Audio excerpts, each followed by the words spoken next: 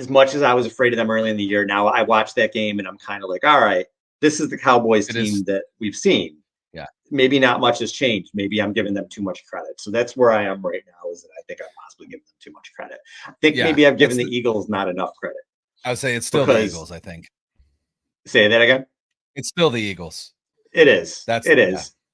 And they still look like they're finding their way to me offensively, Mhm. but it's still pretty damn good. And when Yeah. they do get there offensively, and they will, they're going to be a lot to deal with. Again, DeAndre Swift looks amazing in that offense. He looks fast.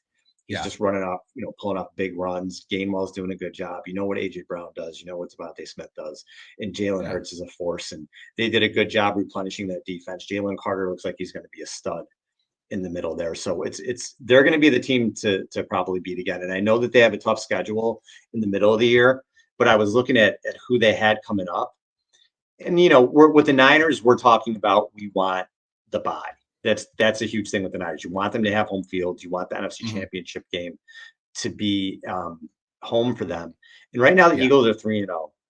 They play the Commanders. They're at the Rams. They're at the Jets. They have to play the Dolphins, and then they're at the Commanders again. I'm excited for That's that Dolphins seven game. and one probably at worst going into that tough stretch that they have.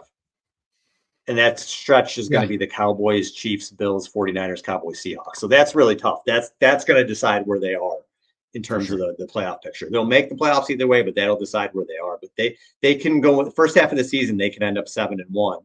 And the Niners can be right there with them. Niners can be 7-1, 8-0 as well. So those could be the two teams this year that we're really watching, like we were again last year. And we'll see if Dallas can rebound from this and play the way they did in the first couple of weeks.